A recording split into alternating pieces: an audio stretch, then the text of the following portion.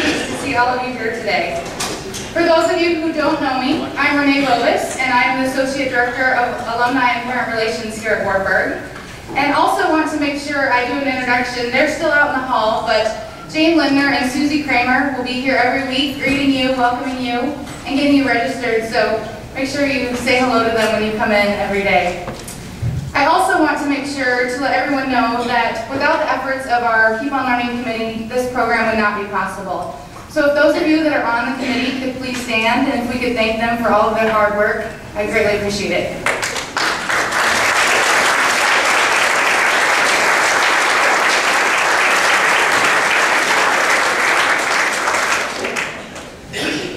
Before I introduce our presenter this morning, I did want to talk a little bit about the books that you all received today. There might be a little bit of reading that you will hear about in between classes and as you are having your sessions. Those are a part of your cost, so there's no additional fee for that. If this is the only session that you are able to attend, if you wouldn't mind leaving the book, we would appreciate that. We're expecting that there might be others that might come next week, just so that we can make sure we have enough books for everybody. Are there any questions about that and how that's working? All right, enjoy. So at this time, it is my pleasure to introduce our speaker for this month's session, President Colson, as he presents Socrates, his methods, and the thirst to know. Dr. Colson became the 17th president of Wartburg College in July of 2009, after 7 years as Chief Academic Officer, Provost, and Dean of the college at Centenary College of Louisiana in his hometown of Shreveport. He's a 1977 graduate of Louisiana State University with a Bachelor of Arts degree in philosophy. He's a first-generation college student when he enrolled at LSU, and his experience laid the foundation for his career in higher education. Colson said he became a college professor so that he could help young people have the same life-changing experiences that I had when I was in school. He earned both his master's in philosophy and PhD in philosophy with a minor in theology at Vanderbilt University in Nashville, Tennessee. He taught courses in philosophy, logic, ethics, world religions, among others, before he became a college administrator. And even as an administrator, he continued to teach, and we are so lucky and fortunate to have him at Keep on Learning today. President Colson and his wife, Christy, have 2 children, and for those of you who know Christy, we could certainly argue about this quote from Socrates. By all means, marry. If you get a good wife, you'll be happy. If you get a bad one, you'll become a philosopher. Please help me welcome Dr. Darryl Colson.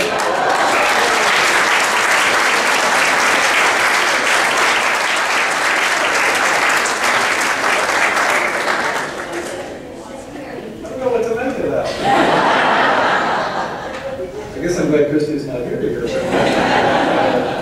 Hey everybody, I'm happy to be here. I hope that, well, I'm nervous about being here because I know you'll have a lot of fun when you get together on your Thursday mornings throughout the year. I just don't know that I'm very much fun. So I honestly don't. I'll do my best. I'll do the best I can. I can't promise. We'll take a lot of breaks if it turns out. If I look at it, it looks like you're not having fun. You know, we'll take lots of breaks or something.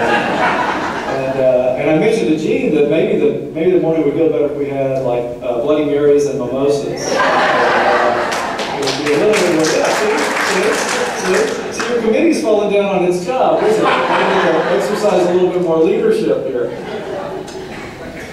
But I'll talk to you a little bit about what I want to.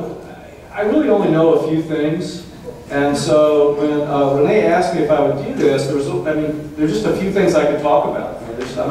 My scope of knowledge is very tiny, and so I once knew a lot about Socrates, and so I thought I'd share that with you.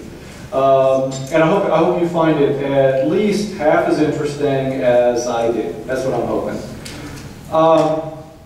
And I'll tell you a little bit about my background, my life with Socrates. When I was a new student in college, I honestly didn't know anything.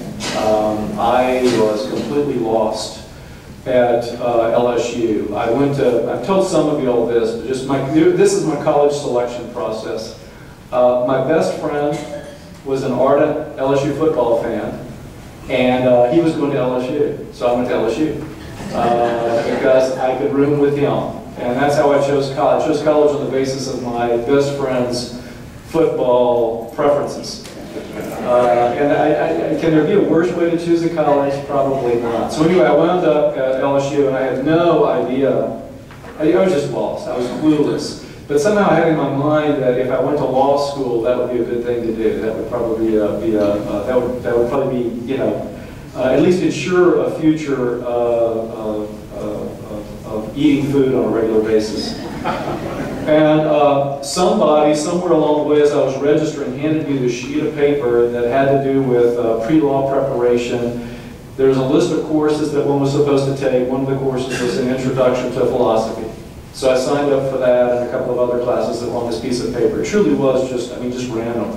I was just doing stuff that this person, I don't even know who the person was who gave me this piece of paper. But I wound up in this philosophy class, and we started, of course. My teacher was a very eccentric guy by any measure. I guess all philosophy teachers are eccentric, aren't they, Fred? That sort of goes with the territory, doesn't it? Yeah, Fred's a professional of here, so I've got to be very careful that I don't make too many mistakes, because Fred will probably identify most of them. But he was a truly eccentric guy. He had this sort of idiosyncratic course, but a lot of the course focused on the history of philosophy, and it started in antiquity.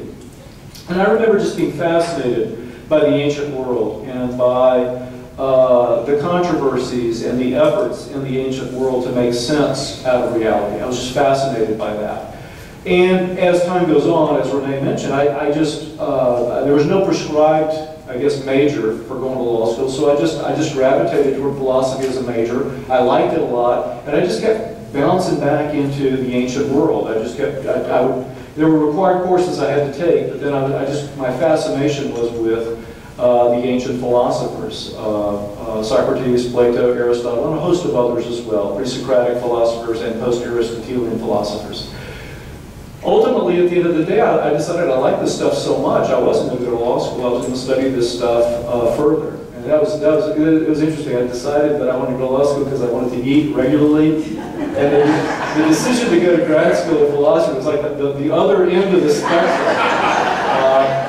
And in my day, I think Fred went to graduate school before, a few years before I did, but in my day, actually, our professional association, the American Philosophical Association would send letters to all of us who were applying to graduate school. And basically, the letter said, if you go to graduate school of philosophy, you're an idiot. Because, I mean, it was flowery, it was much more flowery, but I mean, the point they were making is, you can't make a living being a philosopher.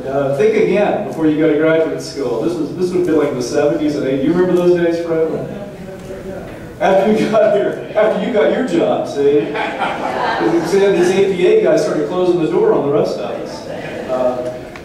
But I was really fascinated by this stuff, and I couldn't resist going to graduate school and studying. And it's funny, my life in graduate school, I was just drawn to ancient philosophy, and I kept trying to pull myself out. And I did study quite a number of things in graduate school, but I just kept coming back. So when it was time to do dissertation, I ended up, my doctoral dissertation, I ended up focusing on Socratic philosophy. And even as I graduated from graduate school, went on to my first teaching job, I just found myself constantly gravitating back to antiquity. And it was the fullness of antiquity that I was interested in. So, for example, I did minor in theology. I was at Vanderbilt for graduate school, and I tacked on a minor. You didn't have to do that in graduate school, but you were allowed to do that. And so I did do that. And I took a number of theology courses over in the Vanderbilt Divinity School, which is an interesting place. Not a lot of theists in the Vanderbilt Divinity School. You know, go figure. Later on, I learned that that's sort of normal for university-based divinity schools. There just aren't a lot of people who believe in God there.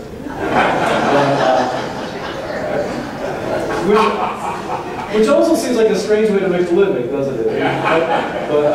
But I did have some very good teachers, and what I was doing in graduate school, in the theology, in the divinity school, when I was doing my minor in theology, was studying antiquity. So So again, there was a course or two I had to take on sort of the history of theology, but when I had a choice, I would gravitate toward the ancient world. So I'd take a course on patristic theology, or I think I took a long course on the Cappadocian Fathers, some bishops and theologians who lived in Asia Minor in maybe the 3rd century, 2nd century. Some of you theologians can help out with it. Philosophers, by the way, I'll warn you that philosophers are notoriously terrible at dates and sequences of events. You know, we care about ideas, and so we're just bad at dates. The only date you really have to know to be a philosopher is 399, because that's the year when Socrates was executed. And if you know that date, then you're good.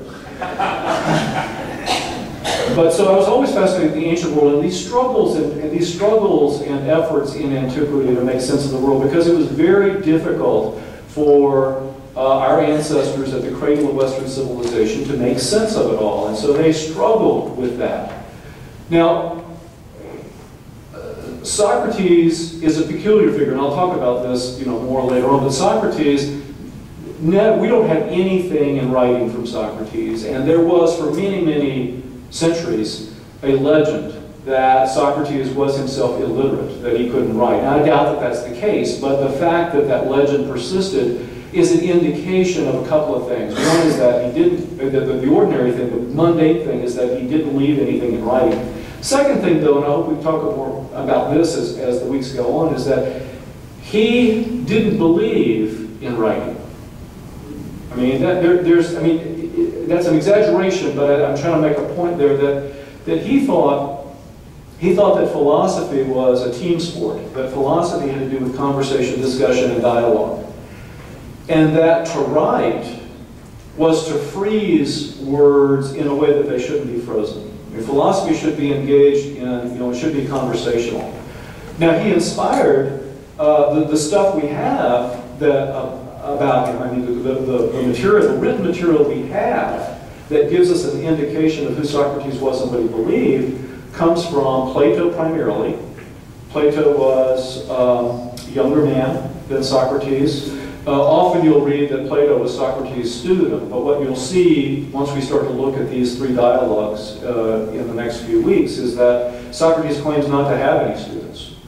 So anybody who claims to be a student of Socrates is lying, because he has no students. He's not a teacher. He's just interested in truth. He's just interested in ideas. And so Plato was a younger man who accompanied Socrates, who hung around him, who was enamored of him and of the things he was trying to do and up to. But there were others as well, quite a group of younger men who hung around Socrates and really hung on every word. But what's interesting is that the material we actually have, the written material about Socrates, comes from Plato primarily, another guy, not a very good writer, named Xenophon, Aristophanes the playwright. And what's interesting about these three things is that what we have are dialogues and plays.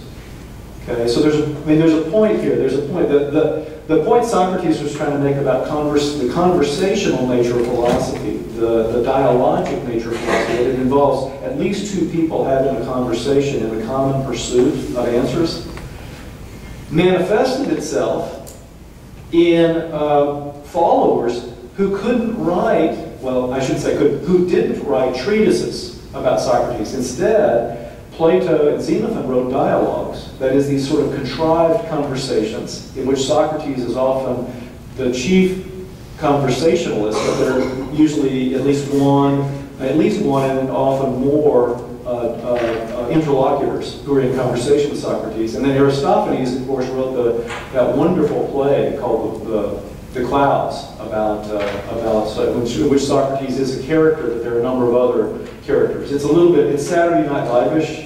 It's a very funny play. It's a satire and a lampoon, not only of Socrates, but of a whole culture in Athens at the time. So I always find that very interesting, that here Socrates is saying, you can't do philosophy except in conversation, and so his followers write conversations in order to give us a picture of what Socrates was up to. He was born probably around 470 BCE. He died in 399 at the age of roughly 70. He died because he was executed by the city of Athens. He died by hemlock. That was the standard. That was the standard death penalty, which is kind of interesting. I mean, when you're sentenced in Athens to death, you drink your own hemlock, and it's considered the mark of a free. It's considered the. It was always in Athens. It was unseemly for anyone to lay hands on a citizen. Okay, and so it's a mark of pride that one was never manhandled. So if you were sentenced to, if you were to go, for example, to jail for a while, the 11, which was the police force, would basically come up to you and say, "It's time for you to go to jail." And you'd go to jail. You'd walk over to jail, and then they'd come and say, "It's time for you to take your hemlock," and so you'd take your hemlock. I mean, but there's a very civilized way of execution. Though I'll have to say that most people who were sentenced to death took the opportunity to go into exile because it was such a it was like our tax code. You know, it was built on it was an honor system. Sometimes people didn't show. In fact, most of the time people didn't show up in jail when it was their time to report to the jailer. Usually they would just leave town. And it was easy to do that, and the Athenians were happy for people to go into exile because they didn't like executing people anyway. It was kind of icky. So it was better, I mean, you know, it was better for people to go into exile. So the Greek world was filled with lots of exiles, lots of people who were living as aliens in one city because they'd been, for one reason or another, had to leave their home city. But the thing about this lifespan of Socrates is that he lived during a very interesting period in Athenian history. Now, today I hoped to talk a little bit about, sort of contextualize Athenian history for you, and then I was hoping we'd look at the first few pages of the dialogue in this book that's in front of you called the Euthyphro. And what I was hoping we could do is look at Euthyphro, Apology, and Crito. And then if we have some time after that, I don't know, it depends on how the mimosas hold out. If we have time after that, we could go on to another dialogue. But I thought if we looked at those three dialogues together, we could really get a sense of this Socratic method, which we hear a lot about. I mean, people talk a lot about the Socratic method in education, but it's not clear sometimes what exactly that is. What is Socratic education, in other words? And then the other thing is that we could get clear on this pursuit of truth, this quest for truth that is so characteristic of Socrates' approach to the world. Now, it's not, I want to say that, I want to be sure and make one point clear. It's not that Socrates was by no means the very first philosopher in the Greek-speaking world. There were whole schools of philosophy that preceded him. We call them the pre-Socratic philosophers. The Greek-speaking world, and you know, Gene was very nice and he asked if I needed to use this machine, and I love that because it was very flattering to me that he thought I could use that.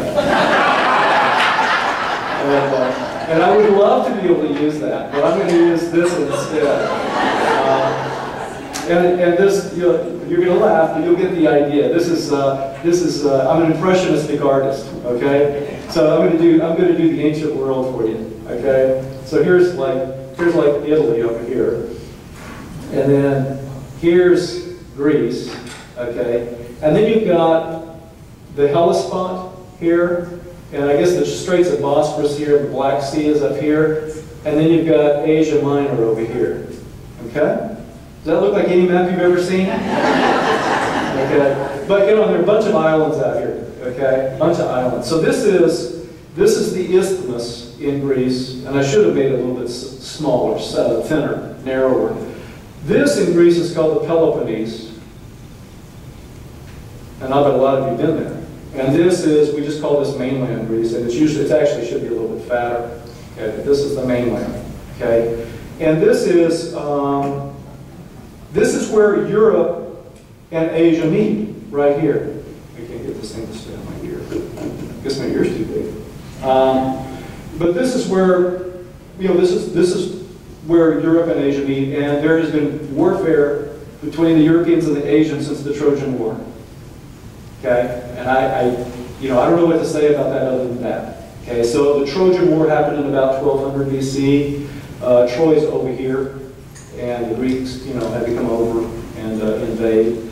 The Trojan War had a lot to do with, well, I mean, obviously the important thing was Helen, but there was always a lot of contention over this sea route because this soil up here around the Black Sea is very, very fertile, and lots of grain is grown up there. And so this is really the breadbasket of the ancient world, is the Black Sea. So the people who could control access to the Black Sea would have plenty to eat. Okay? And so there was always a lot of contention over this particular, this waterway right here. At the time of, I'll say 585, I'm going to pick that. That's another date I know, I'm surprised, but I know that one. 585 is an important date, I'll mention that in a second. There were throughout this northern part of the Mediterranean Sea, Greek cities, Greek-speaking city-states all over. There, throughout Asia Minor, on all the islands of the Aegean Sea, over here in Italy, southern Italy in particular, and of course throughout Greece. The Greek-speaking world was quite vast. Okay? And to say Greece, or the Hellenes, the Greeks, it encompassed all of this area, not just what we nowadays know as Greece. Okay? And so in this, there was a whole set of philosophers who lived in this part of the Greek-speaking world in Ionia. It was called back in the day, particularly in a city-state called Miletus. Thales, Anaximander, Anaximenes, Heraclitus later on. We generally date the beginning of philosophy and science in the Western world at 585 BC. And because in that year, a solar eclipse happened, and Thales predicted it. Okay, Thales said there's going to be an eclipse on such and such a day in 585. It happened. Now we know that they were able to do this because the Greeks had acquired a lot of knowledge from the folks over here, the Babylonians, the Assyrians, the Lydians, also the Egyptians. They had acquired a lot of knowledge from the Egyptians. Mesopotamians especially had lots of astronomical data. They'd been collecting astronomical data for centuries. And of course, eclipses happen on a regular, at a regular frequency, a regular interval. And so Greek philosophers were able to analyze those data and predict future eclipses. And the importance about that prediction in 585 is that what it implies and indicates is the imposition, or not the imposition, the use of rational thought to interpret the world. Okay, you see, there's a moment there. There's a moment there when the Greeks are saying to themselves, and no doubt, they borrowed a lot of this from other people, but we have much more Greek writing than we do Babylonian writing, for example. And what that indicates is that here people in this part of the world were saying to themselves, celestial events don't just happen randomly. They don't just happen by chance. They aren't mysteries and dramas. They're regular. They're predictable. They're rational. Okay, so that's an interesting kind of a step, because once the Greeks took that step, and no doubt borrowing from their predecessors, once they took that step, that's the step on the way to building automobiles. That's the step on the way to the steam engine. It is that looking out at the natural world and saying to yourself, okay, well, there's a lot of stuff going on out here in nature, but we can interpret it, we can understand it, and we can predict. Okay, we can analyze what's happening. And that's why we looked at date 485 as a critical date. Not only in Ionia were there a set of philosophers, in Italy there were quite a few philosophers as well working. The Pythagoreans were over here. You know about Pythagoras, these guys who thought that mathematics was the key to reality. A lot of interesting things happened in the Pythagorean community in Italy. These were guys who really did employ this rational outlook in ways that nobody would have imagined. So they're the guys who figured out, and I know absolutely nothing about music, but I'm going to talk a little bit about music, and you people who do understand music will know what I'm talking about. I mean, I'm saying the words, but I don't understand them. but you will understand. But it was the Pythagoreans who were able to calculate the precise mathematical relationship within harmonies. Okay, so they were able to do, they were able to analyze musical chords in a way and figure out, the way that there are precise mathematical ratios between musical notes. If you put your finger on a stringed instrument at this point, dividing that string, say, into thirds, you'll create a predictable sound, and it'll happen that way every time you do it. So they were able to, taking various clues like that, using numbers in a way of analyzing and then predicting musical notes, they were able to articulate a whole philosophy around mathematics as the key to reality. And that too was, there was a lot of truth in that, and people fed on that. Galileo later on, many centuries later, was able to say that, I won't be able to put it exactly, but he said something like, nature is a book, and mathematics is the language that book is written in. Okay, so there's a lot of sort of development throughout the Greek-speaking world, intellectual development oriented around the notion that the world is analyzable, predictable, explainable, that it's not mysterious, it's not a scary place the world is. And that's not to say there was no longer any superstition, no longer any fear about natural events. Of course there was, just as there is now. We could find Isaac way out there in the Atlantic Ocean, and we could say to ourselves, well, it's either going to hit Florida or New Orleans in 10 days. We can do that, but that doesn't dispel our fear of those things. Okay, so it's not that they eliminated all fear and suspicion about stuff, but they were able to predict and anticipate. So as Socrates was born and growing up, there was this intellectual tradition that he entered into. There were Greeks working throughout the 6th century and the 5th century up until the time he was born, trying to understand the world, trying to figure out the world. Socrates was born in 470. Okay, now let me shift the conversation in a different direction at this point and move away from the intellectual tradition and start talking a little bit about the political tradition, because that was critical for Socrates.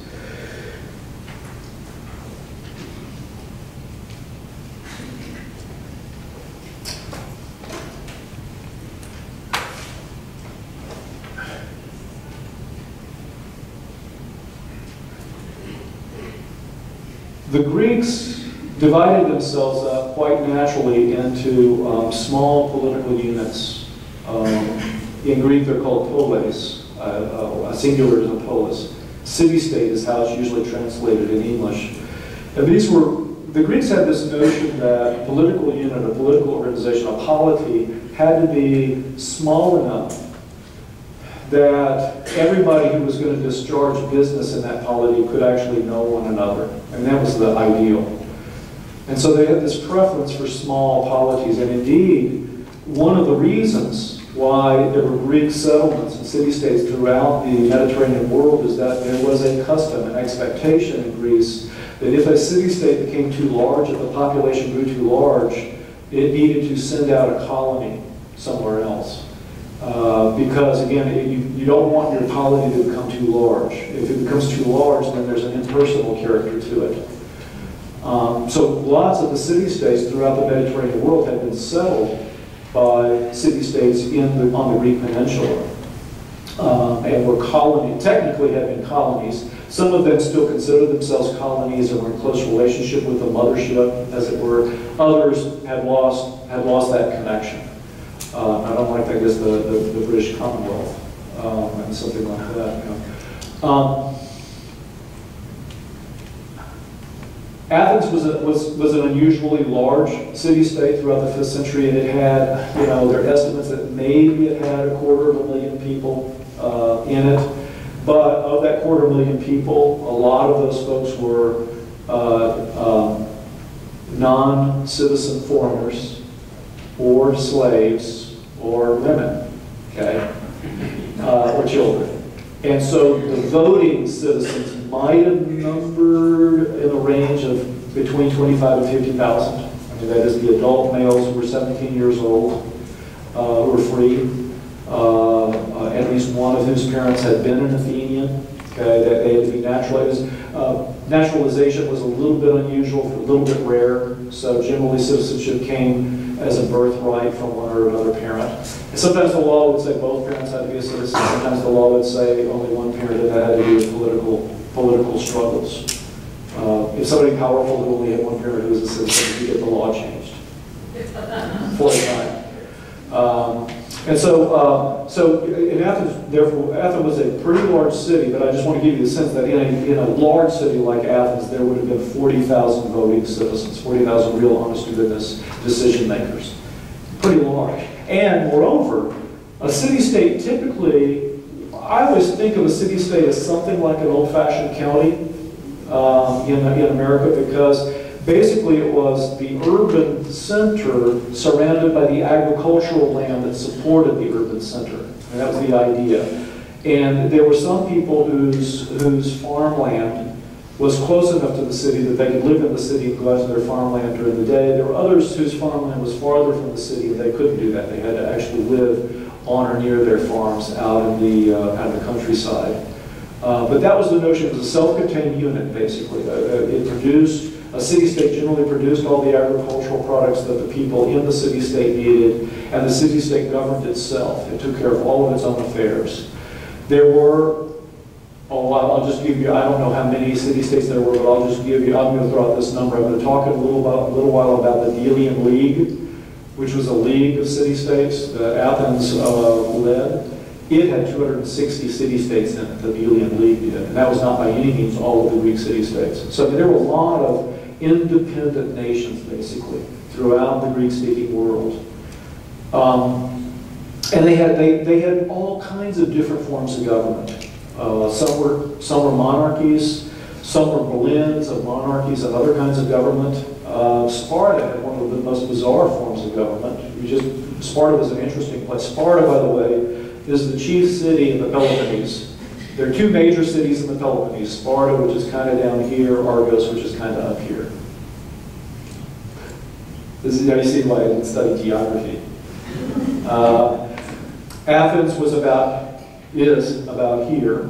Okay, it became the most prominent city-state in north of the Isthmus. Corinth is about here. Corinth was the most important city on the Isthmus. But Sparta, I'll just give you a sense of how goofy some of these governments were. Sparta had two kings.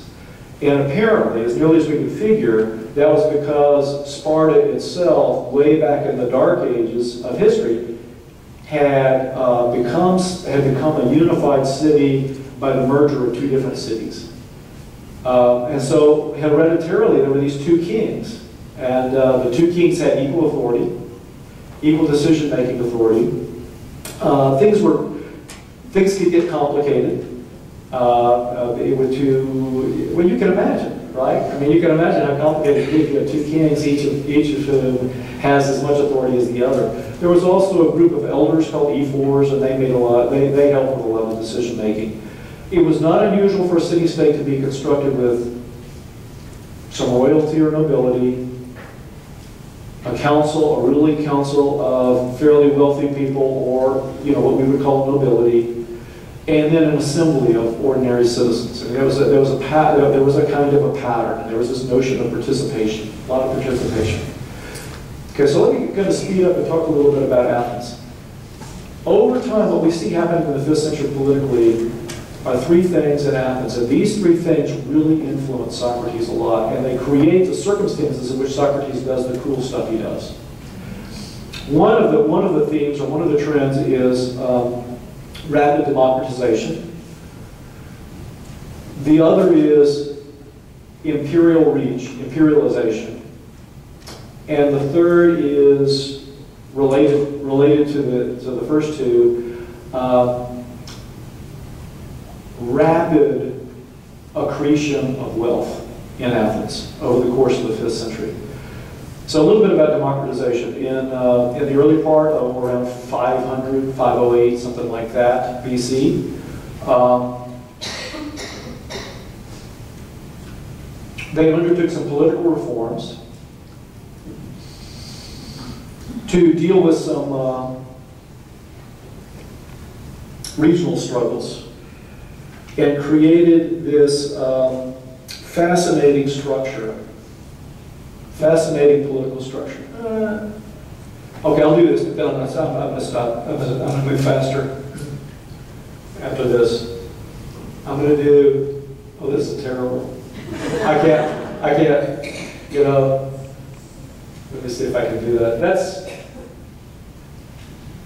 Attica, okay, it's we're at Athens. Athens was the chief city in Attica. That was the city-state, you know, we would call it Athens or Attica, either one. And there's a port here called the Piraeus, and there's a city here called Phalerum, which I probably can't spell, okay? And as time wore on in the 5th century, the Athenians built some long walls that enclosed the city of Athens, the port of Piraeus, and Phalerum. So that became a defensible unit. More about that later. But Athens had lots of, within Athens, within Attica, there had been lots of territorially based struggles. There were powerful political families, generally whose base of support came from particular regions. And this had led to lots and lots and lots of struggle throughout the 6th century. Finally, in the 5th century, the Athenians decided, by the strength of a couple of very powerful politicians, to change the government entirely. And what they did, and I just think this is such a fascinating solution to a problem, what they did was created 10 artificial tribes for purely political purposes. It was a way of distributing political power. So they created these 10 political tribes. Each tribe was divided up into 3 components. Okay? Each of the 10 tribes had some members from what's called the countryside, some members from the coastline, and some members from the city. So each tribe, therefore, had representatives from the 3 major regions where the political struggles had started out. It's as though the state of Iowa, 1/3 of the state of Iowa were in the Midwest, and another third were on the Pacific coast, and still another third were in the northeastern corridor along the Amtrak, right? And the notion there was that if you could divide people in these regional ways, you would diminish any kind of regional struggles. You would diminish family struggles, because now all of a sudden people who hadn't known each other before had to start to get along to elect their politicians. So each of the 10 tribes had to elect 50 people to serve on the council that ruled the city. It's a very interesting solution to a problem, and it did solve some problems. I mean, no longer were there the same intensity of political struggles. But the important thing for us, and you don't have to remember any of that constitutional stuff for us, the important stuff for us is that it shook things up. It shook things up politically and created opportunities where there hadn't been opportunities before. All of a sudden, there was an opportunity for new politicians to try to make progress, new politicians to try to seek power, new politicians to use new ideas and strategies to get votes, okay? Another thing that happened, okay, I guess, so I'm going to run 2 parallel lines here. I'm going to do the political, okay, I'm going to do democratization here, okay, and I'm going to call that the reforms of 508, okay. Here I'm going to talk about imperialization. Is that a word, or am I just making that up? I don't know if that's a real word. I'm going to have to look that up. And here I'm going to talk about wealth, okay? And it's going to be a parallel story, but it'll make sense in a while. Let's start looking at this for a second. Inevitably, the Persians and the Greeks came into conflict. The Persians, you know, they live in the country we now call Iran. The Persians had a dynamite political system. They had a king who had an elaborate civil service. that controlled in a vertical way, a vertical and hierarchical way, tens of thousands, hundreds of thousands of people.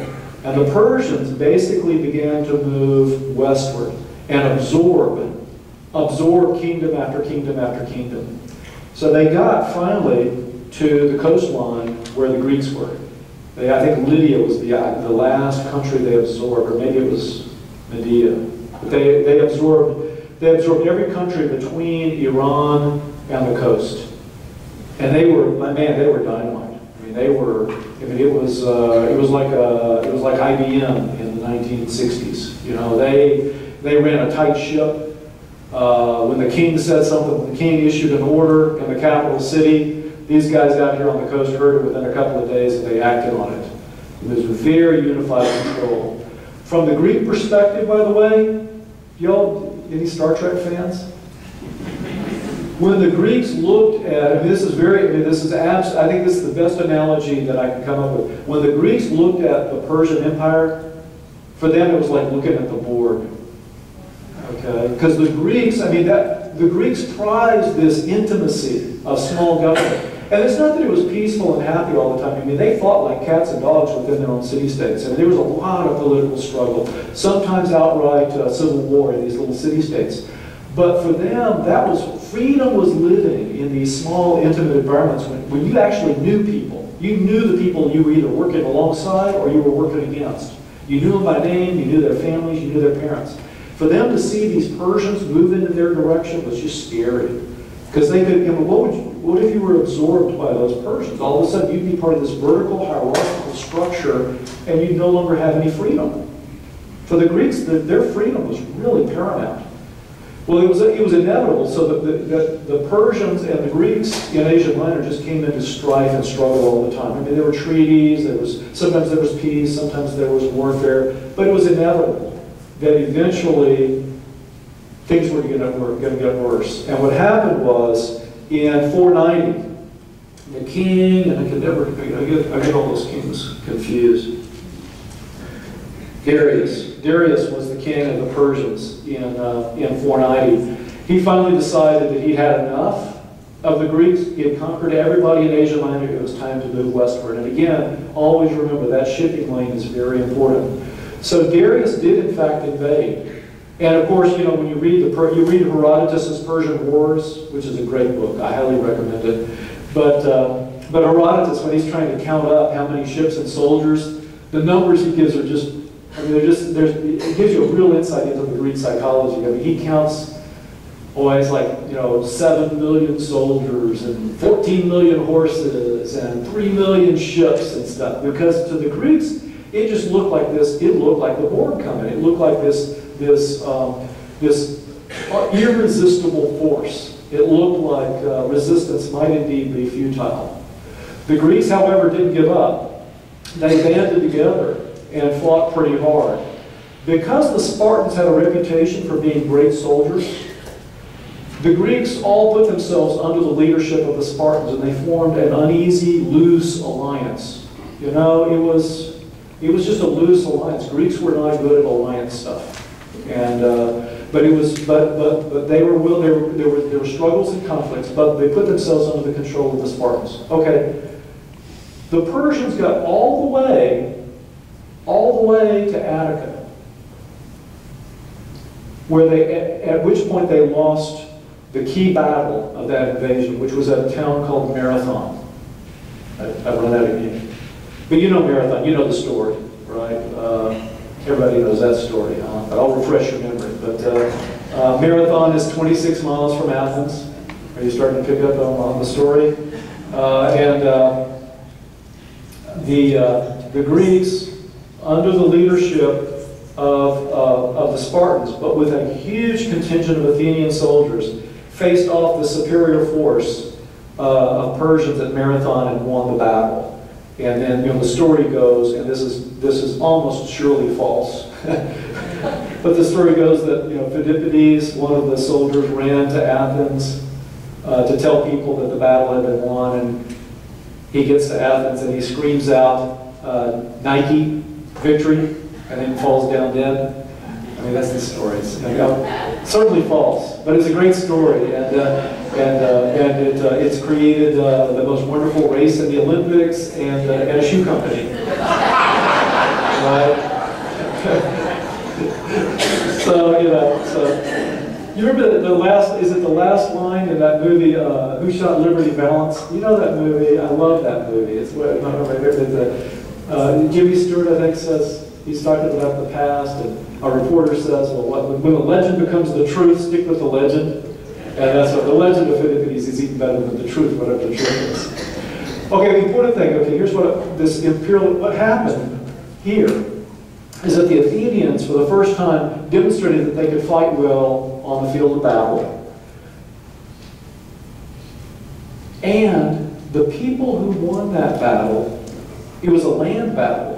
The people who fought in that battle were called hoplites. Okay. See, this is where I get scared. I'm telling y'all stuff that I think is interesting, and I'm almost sure that this is not interesting. Okay. But I'm hoping that I